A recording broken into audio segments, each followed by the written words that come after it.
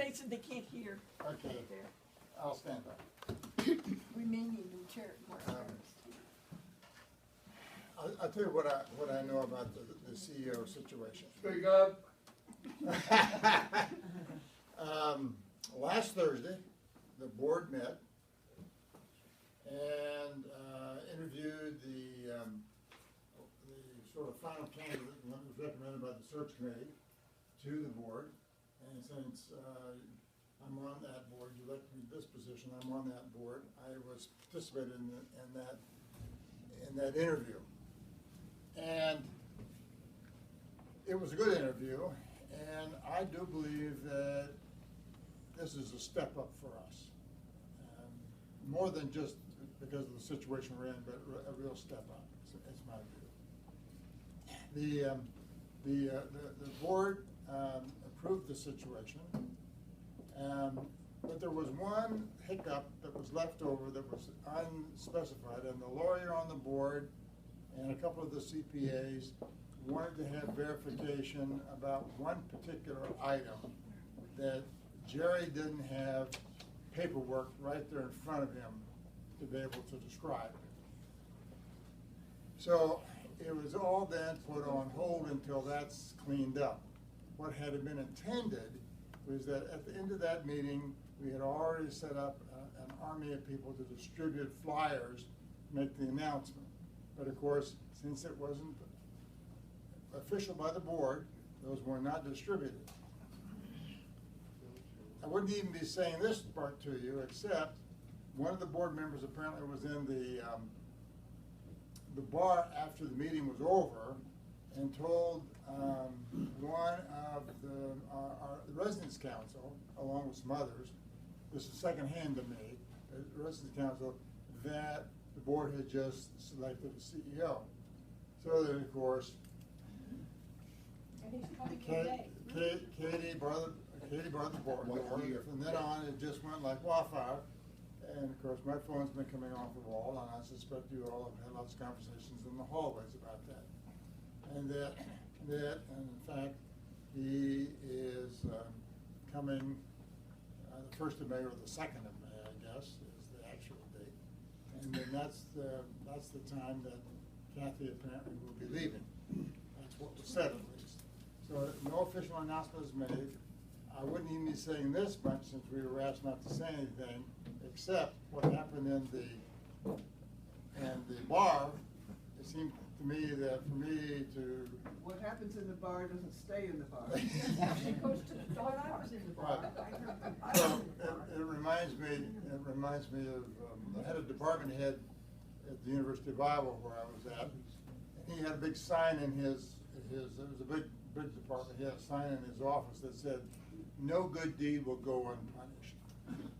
And there's 2 incidents today that I feel like I'm in that spot. One is about that, and the second thing has to do with what's going on with the ILR now. But I'll talk more about that in just a minute. In any event, that's what I know about the new CEO situation. I have not heard from Jerry or the board, the rest of the boards since. So you literally know all I know.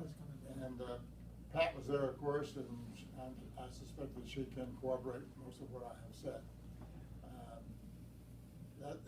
And so I'd answer questions, but I don't think, I already told you everything I know. Everything else is pure speculation on my part. I don't know. Nelson, can you tell us what the missing item was that was of such significance as to delay everything? Jerry didn't say. I was in the bar. Yeah. And Midge was in the bar. He came in with a sheath of papers, and he said that they had the notices ready to go, but there was one small snag that had to be cleared up, pretty much what you said. Yeah. But they were expecting it to be cleared up and to have the person in May. That was exactly what he said. And I think that's about as far as I can go. Pat, want to add anything to that? No, that's what we got the memo that we sent out. That Very there was good. a technical May issue that 1st. needed to be taken care of, and once that was settled.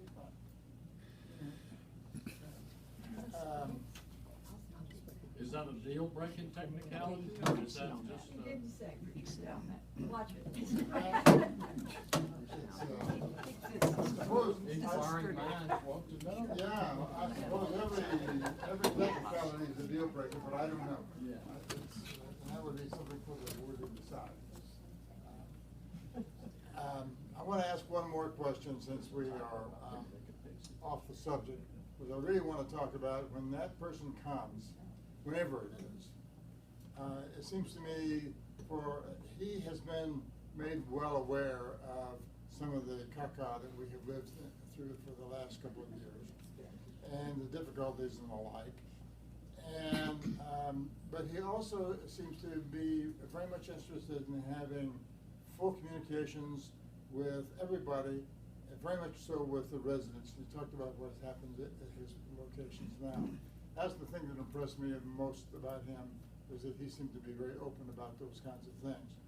It's very clear to me that when he makes a decision, he makes a decision, but we'll know why. And he will get a full range of opinions and so forth from all the principals before he makes those decisions. So it seems to me that's exactly what we would expect anybody to do. That's what we would expect to do if we were in his shoes. So, and none of us, certainly not me, want to be in his shoes. I want to be in a different set of shoes. But I'm very quite hopeful. I think the search committee did a good job, and I think that the board made a good selection. Personally, I'm pleased. So just as a member, I'm pleased with what's happened. Pat, you want to make a comment at all? No, no, I think that's great. I mean, we all know what's happened. We all know the culture that is developed here, you know, some of the negativism and why some of that's developed. And I would agree with what Nelson said. I think that this man is coming. He's been through adversity before.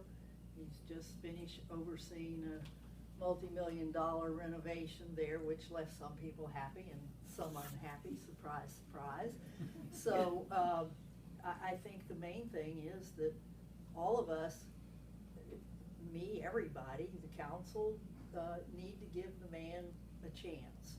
You know, we need to give him a chance to learn the operation, to learn the people, not just the staff, but those of us who, you know, we have a lot of people here who you just never hear from. So he needs to learn the ones he's going to hear from too, and as well as the others. And I think if we just give him the opportunity and don't expect him to come in and listen to every word, everything one of us wants him to do, and, you know, so I think that's it. We just need to wipe the slate clean and start over and give him every chance. And so while he knows a lot about what's going on here, it seems to me for us to give him a list of the major issues as we see them, we would ask him to investigate and look at, which I'm sure he would do, but it would give him a sort of a head start on doing some of that, not before he comes. When he gets here, he doesn't have to figure that all on his own. I think that your resident council will have considerable input to him, and he will listen to that. And that's what I wanted this discussion to be. And a number of people here, as well as on the Residents Council, and a number of people who are not here, have sent already ideas and suggestions about things that ought to be looked at, investigated, reviewed, etc. And I have made a compendium, and this is part of the discussion for today. That's what I would like to do, so that when he comes and he asks for a discussion from the resident council, we could have this document for him to look at. So that's my goal. Before we do that, though, the 18th, which was the regular council meeting, residents council meeting scheduled, which was put off 1 week because in deference to recycle riches, is that run into some more difficulties because it runs up against a very large ILR program that's coming up with apparently as I understand it, nearly 100 signees already for that. And theirs was supposed to be in the Acorn Room, because we had the Oak Room. If he was going to be introduced that day there, then it would make sense to be in the Oak Room. Since that's not clear, and my guess is it won't happen that day. That's pure speculation on my part. I do not know that. Just speculating. To have them all, have 100 people try to be crammed into the Acorn Room seems to me to be a mistake, or unfortunate at least. So I guess I'm throwing out for discussion, whether we cancel the resident council meeting this month, wait till perhaps the board calls something to introduce a new CEO, and do, in deference to the meeting that, the ILR. Now, there's some bylaws issues and so forth, and already I'm hearing some mumbling back here behind me. But anyway, I want to just throw it on the table, so if we decide to keep it, why? If we decide to, in deference to the ILR, why? And then we just agree on what we're going to do. Now, I'll throw it on the table. Why did they sign up 100 people when they only had a small room? no. They got the room. They got the room after we did.